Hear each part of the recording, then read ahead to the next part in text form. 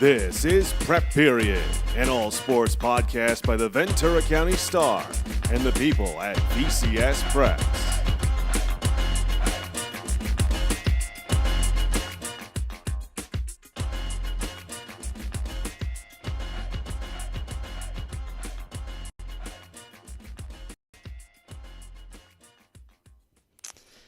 Hello and welcome to Prep Period Revived, Prep Period 2.0. My name is Dominic Massimino, prep sports reporter here at the Ventura County Star, joined by Joe Curley.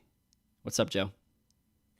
I don't know if I have a title, but it's Joe Curley entering my 26th year covering high school sports in Ventura County. Really excited. It was really cool to hear Eric Evelhawk's voice there, our old intro from 7 years ago. And this brings up memories of doing this podcast with the great Lauren Ledeen, Danny Page, Bob Batita. So we had so much fun doing the podcast, and looking forward to having a lot of fun with you, my friend.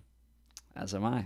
So, this is a kind of our jumping off point here. We got a lot to talk about, mostly with, high school football. Week 0 coming up this Friday. Just, I guess, to start, let's harken back to the Deuces stat of the week, yeah? When we do this podcast, we're going to have a stat that we talk about a little bit from the great Derry Eads. This week, Simi Valley head coach Jim Benkert is the winningest active football coach in the state of California, tied for 7th on the all-time wins list with 314. Couldn't get to 315 last Friday, opening up against Spanish Springs. We're going to talk about that a little bit. Joe, you want to tell me just a little bit about some of the stuff you're working on, some of the stories you have out this week and coming up on the schedule? Sure. We've been working really hard, obviously, doing our previews, learning about what the teams are going to look like this year. So if you haven't already checked out our season previews, go to vcstar.com or the VC Star app. Check out, subscribe and read our 5 league previews, which are the stories. We've posted our top quarterbacks in the area list, which you and I worked on. We will be posting a top playmakers list, which you and I worked on yesterday. We're working on our preseason top 50, 65, 75, wherever it lay, however we finish at, with a watch list. That'll be this weekend, probably post on Friday and be in Sunday's paper. Obviously, Joe Stradamus is back after a very successful first season, picking up the mantle from the great Swami and the Deuce and the lead. No, what was the name? Lauren was the lock, excuse me. And the lock. So that was fun last year. I wasn't very comfortable picking games, but I got used to it. And I think I did pretty well. Next week when we talk about the picks, we'll mention my record in the first year. It was in the 70s, 70% winning percentage, somewhere in there. That's not bad. What else do we have? John's Friday night blog. So as the games happen on Friday, go to vcstar.com, go to the app. We'll have all the updates, all the scores that we have. If you want, essentially it's like red zone for Ventura County High School football, which is super fun. You can be there at the games and get the other scores as they happen. Dom and I will be at games posting video as well. What am I missing? You're working on your volleyball stuff. I've already filed one flag football story, and we'll file another soon. And as the other sports kick off, we will get to those too. But right now it's high school 11-man tackle football 2025. Best time of year. Joe's Joe Stradamus picks. Every week you're either making somebody very happy or giving somebody bulletin board material. Right. It's a big job. It's a win-win. It's a win-win for everyone, and I could take the heat. So I got some fun emails last year. Go ahead and do it. Email us this year. We'll read them. We'll read the most colorful ones that are fit to read out on this. So But yeah, I'm uh, looking forward to year two, seeing if I can improve on my percentage. That'll be an exciting new segment. I'm sure we'll get a lot. So, so to start things off, I mean, yeah, like you said, we've been working through these, top storylines, our kind of league previews for all of our football teams. Why don't we start at the top, the cream of the crop, the Marmani League? Joe, this was your focus, the first story you got out. Let's just talk some of those top returning teams. You have Oaks Christian, you have Pacifica, you have Simi, all achieved great things last year. Right. Yeah, just who do you think the favorite is there? I mean, I think the now that we have the new system where kind of statistically and win-loss record-wise, the cream kind of rises to the top. So you've got the last year of the current iteration. Next year, Newbury Park will replace Camarillo. But until then, we have a league in which I think they won 13 playoff games last year. Oaks Christian made the D2 semis. They were an overtime away from playing Newbury Park for the D2 championship rather than Murrieta Valley. You had Pacifica play St. Bonaventure in an epic, unforgettable Division IV championship. Pacifica going all the way to the state championship bowl with their, as a team that almost didn't make the playoffs. They go all the way and play their second 16 game season. And in terms of this year, we projected. So I want to say one thing quickly about the differences between our rankings and our projections. You and I, when we do our previews, we project the finishes. That's our opinion. Later on this week, my season rankings, my team rankings will drop. And the way we do the rankings is that's kind of based on resume. So you can guess who's at the very bottom. The 25th ranked team in the county is the team that's never played a varsity game before. We'll get to that. So they have no resume, so they're 25th.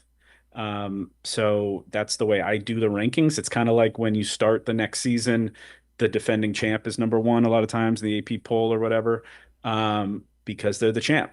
So, we start with the data we have from last year, and as the season progresses with the rankings, we will add into that. That said, Oaks Christian's not our number one ranked team in the county, but they are the team we expect to win. We're projecting to win the Marmani League.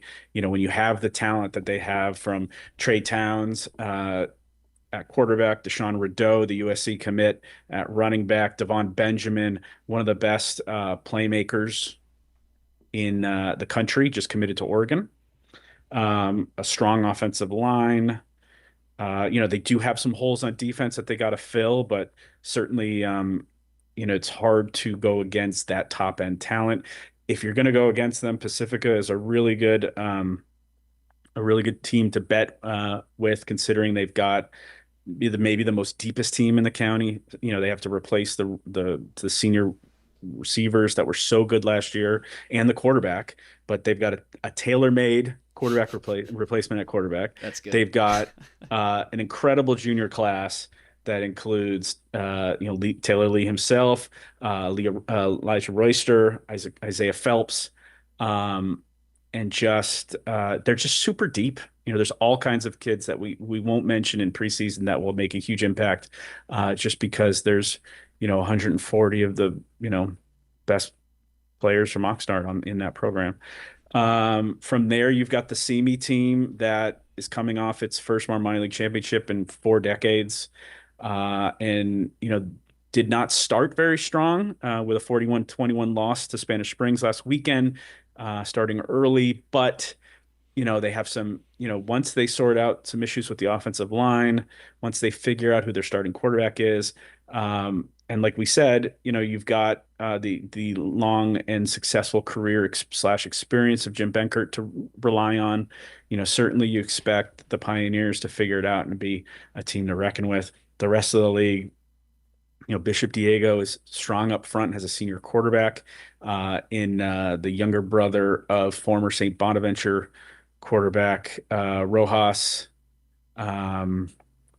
And then, maybe the story of the offseason in Ventura County football was what happened at St. Bonaventure with very successful coach, state championship final, state CIF championship winning coach, and state final appearance coach, Joey Ganecci, separating from the Seraphs Troy Hill, the former NFL Super Bowl champion with the Rams, former NFL veteran from St. Bonaventure himself, going back to his alma mater to be a head coach, which is kind of a surprise. Um, Takes over. The program is kind of in an interesting spot where they've lost a lot of the depth. So they're down to about 50, 60 kids. So I think there's maybe some vultures circling a little bit that maybe don't expect the Seraphs to be that good. But the good news for the Seraphs is that they did retain their best players. Matt Perez, the reigning VC Star Defensive Player of the Year, is still there. Jackson Carper, the breakout freshman quarterback, is still there as a sophomore.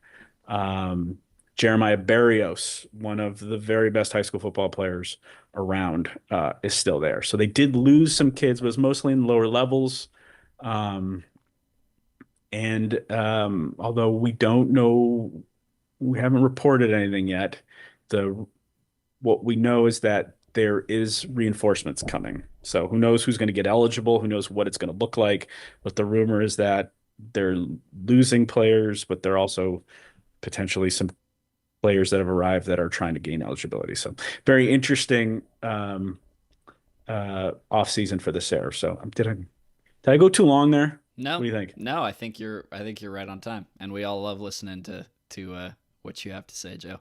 But I think that's a perfect. You have a Yeah, anything to add there? Give me the Dom spin. I want it this one way here. Yeah, I mean, I just the way that last season worked out, there were a few of those teams that I didn't see a lot of. So, seeing some of those guys at Marmani League Media Day, hearing them kind of talk about what they want out of the season, is a lot of talent in those top three teams. And I think we're right to be, talking about those three at the top. It'll be interesting to see also just, how Camarillo adjusts to second year in the Marmani League. I think we both talked to Shane Feller, who I think they're going to rely on at running back a little bit this year, having graduated Brendan Witterberg, and kind of sort of adjusting that offensive strategy a little bit. But yeah, man, I mean, I think it's going to be another fun year in the Marmani League. Yeah. I think that with the Scorps, it's what did they learn last year in the move up to the Marmani League, and how have they adjusted to maybe try to stay in games a little bit more. And then it is they're not just going down one tier, they're going down two tiers. So they will be in 2026, they will be in what is now the Channel League. Yeah, the soon to be renamed. Yeah, I mean, Channel League. don't get us. Yeah, we think all the league names may change, so we're gonna have to be like, this is what we have to couch everything. But the releaguing is done, the naming is not, and so Camarillo goes from being playing in the toughest league around to playing in the third tier, which will make for an interesting kind of because they've got this young team now, they've got sophomores and juniors they're building with. That group will have they'll be playing in the Marani League all year, and that'll toughen them up, and then all of a sudden you let them loose on channelish league, whatever that is. I mean, it speaks well for the long-term health of the program. Definitely. And I think this is a good kind of place to pivot to the Conejo Coast League. Obviously there's one team that we have to talk about at the top of the list when we talk about this league. The Smigel show continues this year, but with a new cast of characters. Just talk to us a little bit about what you learned from seeing them practice. I mean, Newbury Park was a play away from solidifying itself as arguably the greatest team in Ventura County history last year. They almost pulled off that D1A championship all the way down in San Diego. What they accomplished anyway by winning Division II over Marietta Valley was incredible. You've got Brady Smigel, arguably the best quarterback on the West Coast, returning with every career passing record in Ventura County history. And he's going to be challenging the CIF Southern Section and state records this year. But the question is what they're going to look like, because whereas Smigel's still there, there's 8 returning starters. So you got Carter Taylor, the linebacker, Balin Betancourt, the linebacker, once he gets back from the ACL injury he suffered in the state championship game, Tyler Seafelt, is going to anchor that offensive line with Noah Antol. So they get two returning starters on the line. Besides that, they've got a whole new receiving core. Some of the new kids are eligible, some are not. They've got some issues at the back end. And they've got a tough non-conference schedule. So you wonder, they kind of surprised us last year by beating Milliken in that first game and then going undefeated in the regular season. Is this the year that maybe they drop some non-league games and maybe that moves them down from 2 to 3 to 4? Maybe they're in a different playoff bracket once everything settles. So, I mean, I think that's going to be one of the more fascinating games to watch this weekend, just to see what they look like.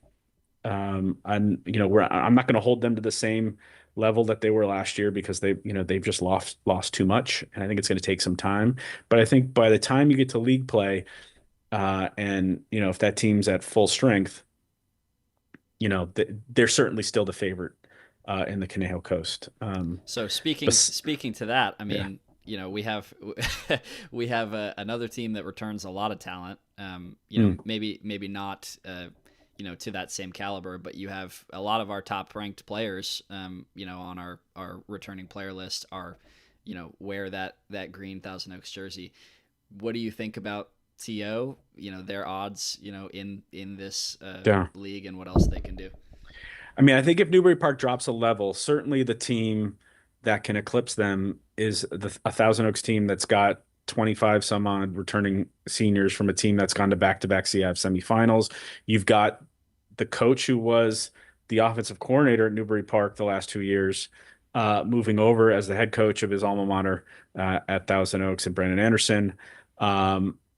Certainly you've got the Boise State bound quarterback, Jackson Taylor is I think he was second on our quarterback ranking, certainly one of the best players in Ventura County. And then, the Arizona State bound receiver, Hayden Vercher, one of the most difficult players to defend around. So, and they might be better up front. They get the transfer from Oak Park, Desmond Sweeney at left tackle. He's eligible right away. You've got, but you have to admit now they lost the whole coaching staff. And so they're turning over the coaching staff. And so that coaching staff arguably did as good a job as any coaching staff in the area the last couple of years. It was a college coaching staff. Ben McEnroe's group did a phenomenal job. So you wonder, what the new group is going to look like. The offense is going to be, more of a college style. It's going to be quicker. It's going to rely a lot more on Jackson Taylor to make decisions on the fly. You've got Mike Lieben back, who's the former head coach of Thousand Oaks. So he's kind of mentoring his former quarterback in that their head coach and assistant head coach. So interesting transition for TO. And then, Santa Barbara's been good, and that's a team that really wants to win a league because they've been playing with Pacifica Newbury Park the last 5 years, and they've finished second place almost every year. They've had all these great teams that have won a bunch of playoff games, and they haven't really been able to get over the hump and win a league. And then, to me, and then, Calabasas is in there too. They've got a great group of young skill position players, the Hardy boys, Desmond and Dominic, the quarterback, are in Kingston Salifi, and they've got skill position talents. Now they've graduated a lot of their offensive line, so the question is going to be, can the line hold up enough where the all the weaponry can kind of can take action. And then Rio Mesa, first year past JJ Bittner. Alex Fontaine takes over as the quarterback. He's wearing JJ's number. They're gonna, because he's also an athletic kid, they're gonna maintain a lot of the offense and try to run a lot of what JJ did. Now, what is Rio Mesa going to look like in the first year past JJ Bittner? Can they continue to play the same style of offense? Can they, are they still going to be a quarterback centric team? They've got 4 of the 5 offensive linemen back. They've got a great running back who I was really impressed with watching their scrimmage. So I think I picked them the bottom of the league, but it shows you how tight everything is that, Rio Mesa can win games. Just because I picked them sixth doesn't mean they can't finish second like they did last year. So, and So then I think the second big, oh, go ahead. yeah, I was just gonna. I think I'm setting you up for what you're planning to talk Go about here. Is like one of those teams you picked above Rio Mesa. Is this rebuilding Westlake squad? And I think you're kind of high on them. I mean, I think so. When I was projecting everything, that was the name I moved around the most because you start them at the bottom because Westlake's coming off the first 0-10 season in school history. So you start them at the bottom. But then, oh, well, they've got one of the best running backs in the area in Damani Bell. Oh, they've got a really nice receiving weapon in Charles Davis. They've got some transfers from Chaminade in the secondary that will solidify the back end. They've got one of the more successful coaches around. Rick Clausen, never a head coach technically, but he's always Rick and Casey and that whole group have all done everything together, whether they were at Oaks Christian under Bill Riddell or whether they were at Calabasas, playing for a state championship when Casey was the head coach and Rick was the offensive coordinator. So Rick is now the head coach. And I will say that going out to practice, things are noticeably different. Now, talent-wise, it may take a few years to catch up. But when you look at the running back and you look at the receiver, and there's a freshman quarterback, I believe from South Carolina or Georgia, his name's Ford Green, who looks like he could play. And so all of a sudden, Caden Atkinson, who's a baseball star, declined to play his senior year, and you've got this freshman quarterback you're blooding in. And so now you start to see the foundation of a turnaround. I'm not saying it's going to happen quickly.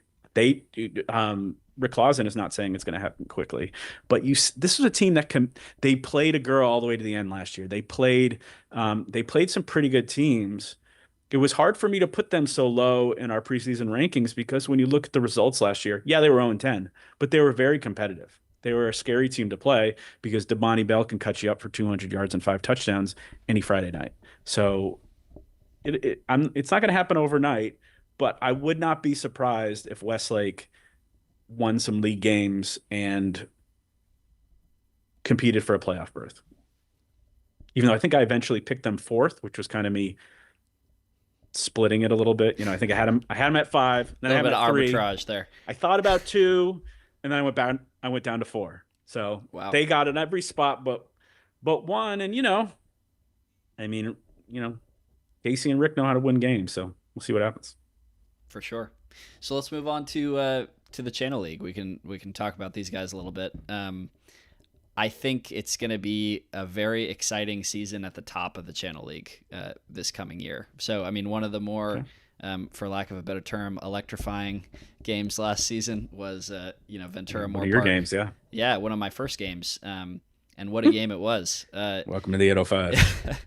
Yeah, kind of an explosive offensive game that ended in a Ventura win. And I think that kind of explosive offense is going to continue this year on Larrabee Field with Derek Garcia coming back at quarterback and his top target, Jack Cunningham, who had just a crazy year last year. I think it was something like 1,100 receiving yards. It was 92 catches, which 92 is a school catches, record. 17 catches in a single playoff game, which was also a school record. So, yeah, a crazy year for him, and I think they're going to rely on him a lot more this year, even than they did last year. You have, Tristan Phillips, Oregon-bound middle linebacker, made the switch to middle linebacker last season. He gave kind of one of the quotes of our media day, which is basically, I do this, this is this pressure that we feel, that me and my teammates are feeling as seniors, going into this Channel League season. Our last season is something that we embrace and we enjoy, and so that was cool to hear. But the top team, we think, Joe and I think, coming into this season is that Moore Park team that pushed them so hard last year. You have Wyatt Davidson returning at running back. You have Army-bound safety and running back Garrett Gray, also returning to this team. Do we know yet, Joe, who the starter is going to be between Logan Moon and Troy Reyes? Have we heard? Yeah, that? there's a couple. I should mention Wesley. The freshman Ford Green is not the starter yet. I checked with Rick Lawson, and that's still a competition. He hasn't announced a starter, and I don't think Christian Dearborn, who's the first year head coach at his alma mater, Moore Park, has named a starter either. We'll check in with Kristen as we get closer to game time. You're covering that game for us, so they'll be at Rio Mesa on the plane. So beautiful place to start the season. But yeah, we don't know for sure yet, and they're two really quality quarterbacks. So Yeah, we'll see how they get used. Christian described kind of this, a fun choice that they have to make, that staff there at Moore Park, between, a quarterback in Troy Reyes, who has a great ability to stand in the pocket and deliver passes and won a lot of games at the freshman level, at the JV level. And then you have a transfer coming in, Logan Moon, who's also a senior, who kind of has the ability, that kind of coveted ability to get out of the pocket and run and make plays with his legs. So whoever they choose, I think they're going to be happy with. And then, a big storyline in the Channel League is who's going to get that third playoff spot. And I think it's kind of up for grabs between the four teams we have left. I guess to talk first, you have Buena, who has Jackson Roberts returning at running back. You have Blake Eberhard at quarterback. Those two guys are going to be kind of offensive weapons for them. Over at Oxnard, tell us, Joe, a little bit about what you saw from their scrimmage. Well, Oak Park was the team that finished third last year, and they won a playoff game, beating Camarillo in a great game that you covered, right? Mm-hmm. So, but I think I did the stat in the here's a Derry would love this stat. They graduated 55 of their 56 touchdowns. They scored one return. So, and that's my game this week. I've got the Canaan Bowl. I've got Agoura Park this week. So I think so. It'll be interesting to see what they look like. They have new quarterback, new weapons, new line, new everything. They lose their number one offensive lineman in Desmond Sweeney, who transfers to Thousand Oaks. So they're kind of, I don't want to say they're starting over, but it's going to be a very new look Oak Park team from, a high flying, crazy offense with Gonzalez last year is one of the best single seasons that we've seen from a running back in recent years. And then, I think, Oxnard's got a great coaching staff. They're in kind of a hotbed for talent. It's been a couple of years now that Lonnie McCown's been the head coach, and you kind of keep waiting for Oxnard to arrive. And so I think the big question in this league is this the year that Oxnard takes a step forward with their new quarterback, who's a dual threat? Gavin, is it Gavin? It is Gavin. I'm put him. Blanking. Yeah, dual threat quarterback. He's a middle blocker on the Yellow Jackets boys volleyball team. Athletic kid. So, a couple quarterbacks named Gavin. Gavin Listow, I believe. Is Gavin his name. Liston, like Sonny Liston. And so you've got an Oxnard. It's like, so you look at Oak Park, Oxnard, Buena, Royal. Which of those teams is going to get the automatic berth? And I think it's pretty even. You wonder who's going to take the step forward. Oak Park with a new team, Oxnard with a new quarterback, Buena adjusting with the new the running back who had a great job, Jackson, who had a great second half of the year last year. And then it's like the previous league we talked about with Royal. Royal's not coming off a winless season, but they've lost their last 8 games.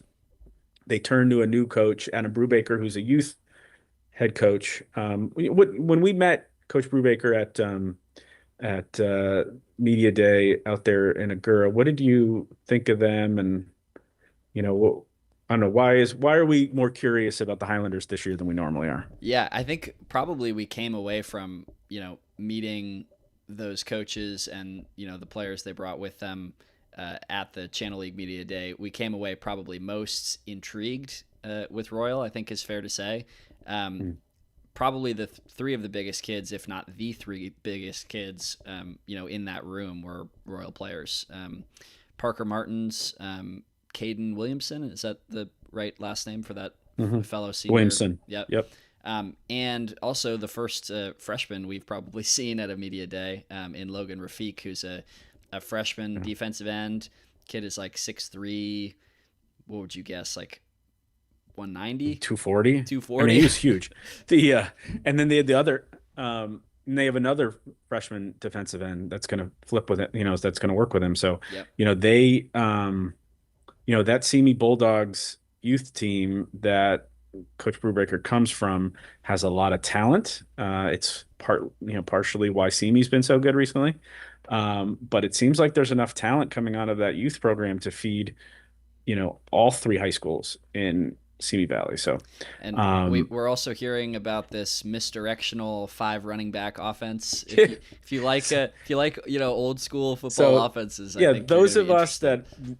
It certainly piqued the interest of those of us that ran the wing T in high school, like myself. So it's a very effective. It formerly was a very effective high school offense, and it's interesting because the whole world has gone to these spread formations, and so everybody's practicing in every day against the spread. And now you've got this guy coming in, shrinking everything down, narrowing the splits, using misdirection, and maybe the Highlanders are going to try to zig this year when everyone else is zagging, or zag this year when everyone else is zigging. One or the other. And so who knows? We'll see what it looks like. I think one of the more intriguing games this weekend is that Fillmore game.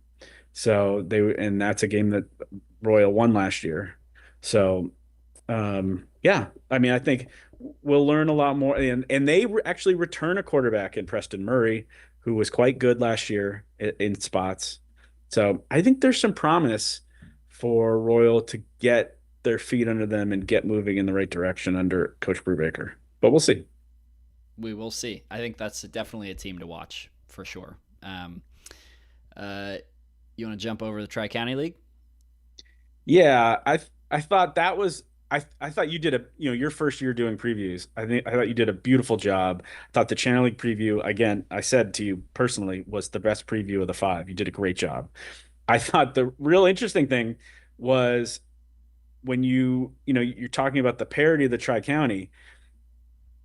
To me, if I was going to bet maybe I shouldn't talk about betting, but if I was going to, we are not sponsored by DraftKings. No, we won't be. I think the team most likely to repeat as champion of the 5 leagues is Agura. Is that right? Would you? I mean, maybe Newbury. Depends how high you are on Newbury, but I think probably the biggest favorite in the 5 leagues is Agura. At least if you ask anybody at Agura, they'll tell you that. I mean, so they won the league last year without their starting quarterback, who got hurt in the Calabasas game before they even played a league game. Gavin Gray is everyone's all kinds of excited about this prototypical pro-style passer who really makes you feel. I mean, I was watching the Agura scrimmage, and his very first pass went for 80 yards to Tyler Starling. Tyler Starling, who played last year injured, who one of the best 2-way players in the county. Now he's back healthy. Are you going to see an even better Tyler Starling as a senior? So let's do this. I think let's do this. Let's play both sides of it. So let's give the case for Agura as the undoubted favorite. So you have Gavin Gray coming back, who is he's somebody who I think everyone on that team is very excited about. Potential Division I quarterback. I think a Division I quarterback if he can stay healthy. It's been 2 injuries in 2 years, which is I think a little scary for him. I think he told me he's very excited, very hungry to kind of have he said last year was a prove it season. I told myself, and then I get hurt, and we're coming back senior year. It's another prove it year for him. So he's hungry. You have the player of the year for that league in George Hastings, who's as a sophomore, who's an impact guy on both ends of but playing both ways. He's a linebacker and a very dynamic running back for them. And then you have Starling, who is a threat on the outside. So that trio kind of makes up a very dangerous offensive package for them. And then you have a pair of ends who are terrifyingly large and fast to see in person, in Albert Bellingrath, who's I believe transferred in last year, and Will Gelt on the other side. They're both 6'4", 6'5", and they were chasing Gavin all around practice, the practice I came out to. So those guys are going to be defensive playmakers. Which we should point out, you putting in the work, getting to a 6 a.m. practice. I like to on think the other end. I like to think I built some shocked. Built some goodwill with those guys that I was willing to be out there at the same time. Very impressed. Goodwill amongst your coworkers, dude. That was awesome. Yeah. So so then now we pivot. So what's the argument to say that one of these teams is going to come up and be able to upset that Agoura team? I think at Fillmore, a lot of excitement there is around Coach Nathan Page making the move from St. Bonaventure this offseason. Yeah, he'll have something for Gavin. Yeah, Coach Page will have a game plan ready. So there's a lot of excitement there.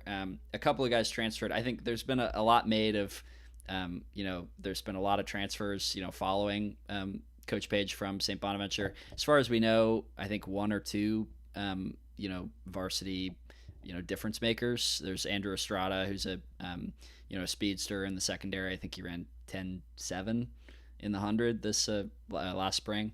So he'll be a guy who's probably going to be, important for that Page coached Fillmore defense. But yeah, I think there's, that's going to be kind of something new in that league, is seeing kind of what wrinkles he throws in there. And then, Santa Paula obviously loses the quarterback, loses their all-time leading rusher, but there's still reasons for optimism for the Cardinals too at Jones Field. Yeah.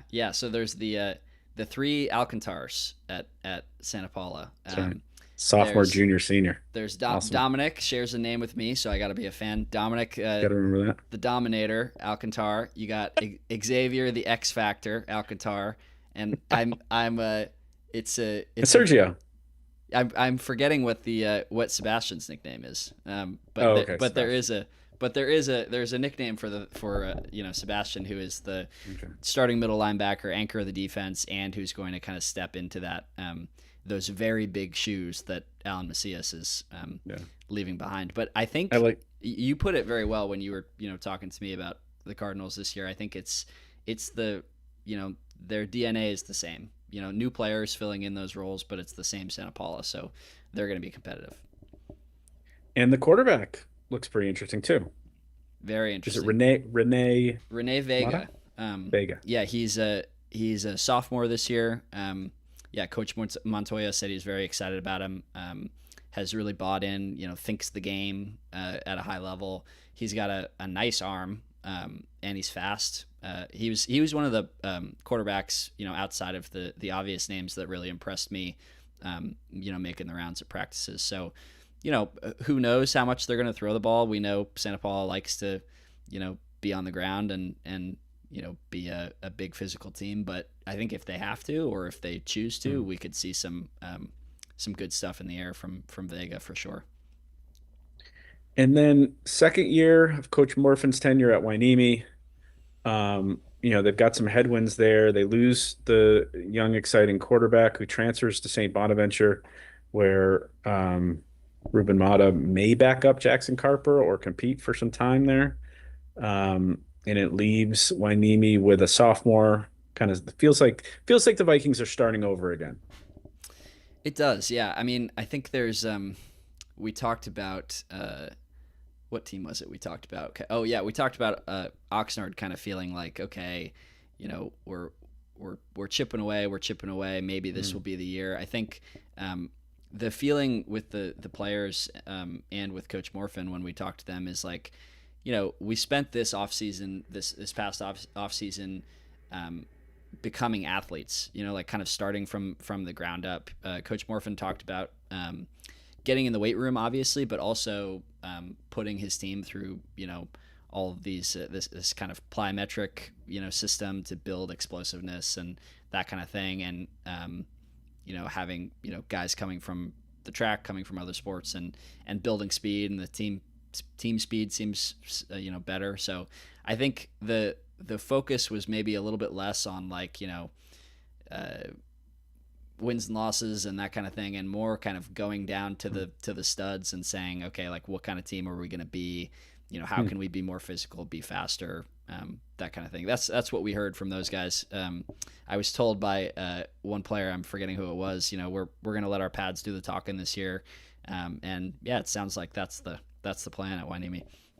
And you did a lot of work on the Santa Barbara schools too. Just give me a quick nugget on San Marcos or Dos Pueblos. Which of them could compete with Agur? Yeah. I think San Marcos thinks they should have won that game against Agur last year. They have I believe that game, obviously, I don't think we were, covering that very closely. It's a Santa Barbara County team, but I saw the game on film. I watched that game. Yeah, it certainly was a good game. Came down to the wire. And San Marcos is just really, really excited about its running back core this year. Feels like they have the best running back in the league in Cole Dominguez, and have some guys coming in. There's a transfer, and then you have Brody Green, I believe his name is, who's an all-channel league basketball player, who's playing his first year of varsity football, who's going to be another running back who, the coach is saying might be just as good as Cole Dominguez. So a lot of guys to rely on carrying the ball. They seem pretty excited about that. And then at Dos Pueblos, you have, I think they return almost their entire, offensive and defensive line. We're hearing that they have, that's kind of where most of their experience is on that team. So, ability to fight in the trenches and do some work there. And, they were in the postseason last year. I think they can compete too. So, I mean, the reason I think we went with that parity storyline, even in a league that has, a strong favorite in Agur, is it could be anybody. It could be anybody 2 through 6 in that league. So, gonna be fun. The reason we went through that, we did that storyline, was because you know more about this league than I do now. So that's what you just proved. And then the Citrus Coast, which is a full 6-team real league. All of a sudden, now we welcomed 2 more 11-man teams who are going to start at the Citrus Coast. Gives us 25 local 11-man teams to follow every week. And I don't know, doing this preview, what stood out to you about this league? Why should people pay attention to the Citrus Coast League this year? That's a great question. I think there's 2 storylines jump out. One is kind of who's on the way out the door, and one is who's on the way in. So you have, one of the most dynamic quarterbacks in the area, regardless of league, regardless of division, school size, in Ethan Lasecla, who rewrote the record books, I believe led the state in yards last year. If he was mistaken. One of there was like the 10,000 yards. There was something about his total yards that was, he was among. Anyway, we did all kinds of work on Ethan last year, and he really was a unique player. Just the combination of speed and arm strength in a small package, let's be honest, was phenomenal. I mean, he was Grace football, him in his class, for the last 4 years. And it's such a fascinating, how are they going to transition out of the Lasecla era into the Riley Williams era? What type of team are they going to look like? And from what I've seen so far, they look the same. Maybe not the same. I don't know. They look similarly deadly on offense, I think, so Coach Coate is very high on his new quarterback. Different skill set, a different kind of presence out there, not somebody necessarily who's gonna lead the team in rushing yards, like Or Lasek. run around all over the place and Yeah, put some of these runs on film that like take a minute, and it's like you got to put it on super fast speed on plays of the week like I do. exactly. Yeah, but somebody who's going to be able to make the passes they need to make, and command that offense. And they have two running backs who they feel pretty good about. So I picked, if I'm not mistaken, I believe I picked Grace to repeat this year, regardless of Lasekla's departure. We're going to be sad not to see him out there because just such a fun player. But it sounds like they're going to be right back where they were.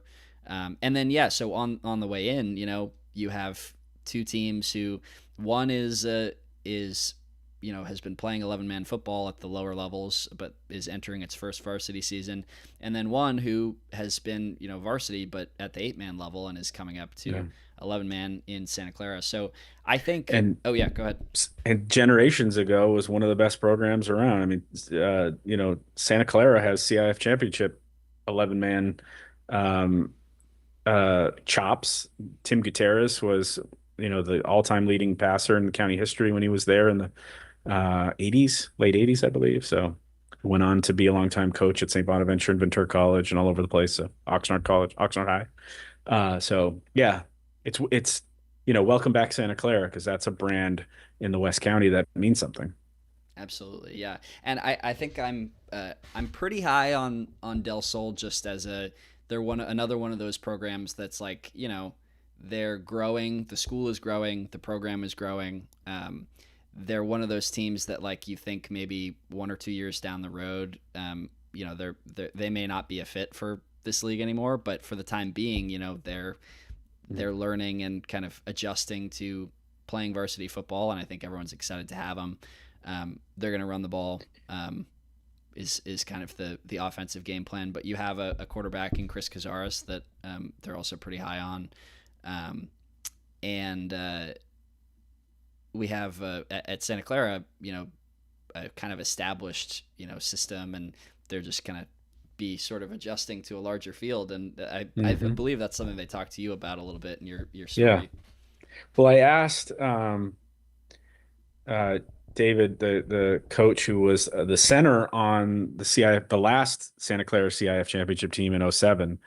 I asked him how he was going to adjust everything. And he's like, well, actually it's better. We're better off because, you've got, they were adjusting their 11-man offense to 8-man, and now they can play the full-fledged offense with the full complement of offensive linemen. They returned 3 offensive linemen from last year. They returned the running back, who's kind of going to be the center of the offense. I mean, you're talking about the running game in this league, kind of, I think all 6 teams kind of are run first. This is the level of football where you run first, and you run to set up the pass, and it's that sort of deal. And I think the one team we may see kind of zig when the others are zagging, or we'll go back to our zag when the others are zinging. Zigging is going to be Nordhoff. You have Jamison Moya went down last year. Super talented running back, broke his neck. He is back. Playing. He broke his neck. Yeah, not playing off football. The football field. Yeah, in a rodeo accident. Yeah, we did a story on him. Super impressive kid. He's hoping to be back. I don't think I'm breaking any news here. He's hoping to be back on the baseball field this spring. And Coach Lowen says, they're going to retire his number for the season. He was, really important to that team last year, really close with his teammates. We might see him on the sidelines. But so with him injured, they do have some running backs coming up that they trust. But talking to Coach Lowen, talking to the players at Nordhoff, the name that keeps coming up is Michael Denny, who's their junior quarterback who shined in these passing tournaments over the summer. He transferred from Rio Mesa, I believe, his sophomore year. He's accurate.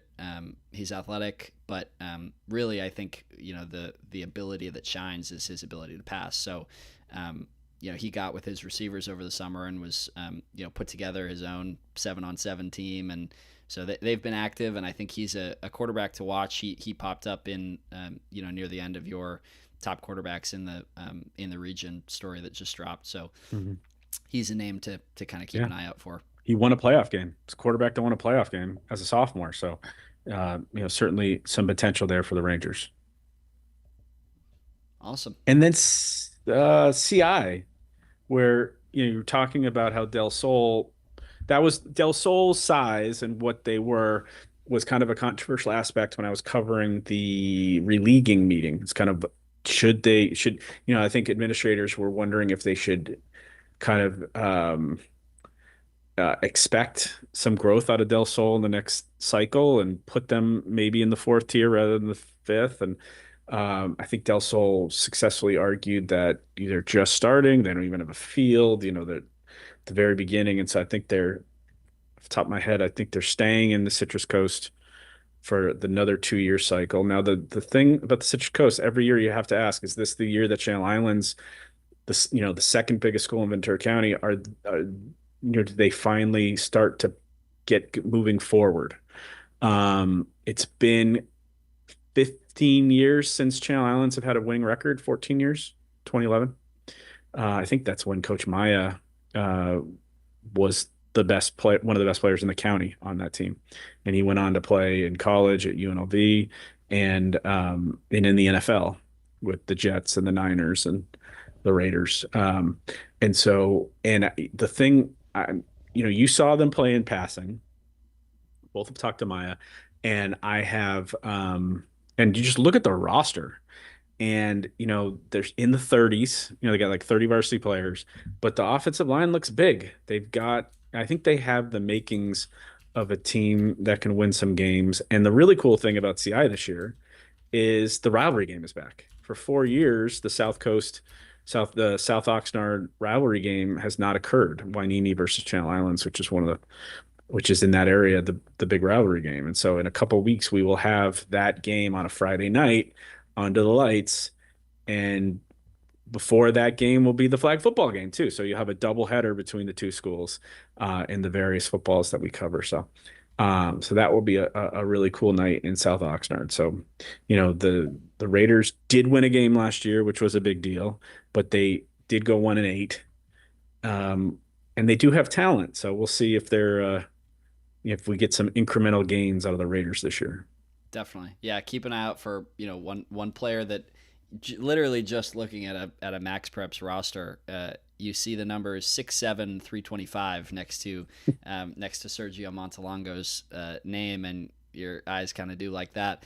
And yeah, I mean, he's a player that it sounds like, going into his second year in that program is starting to put some things together, matching the skill with the physical tools that he already has. So kind of a name to watch there.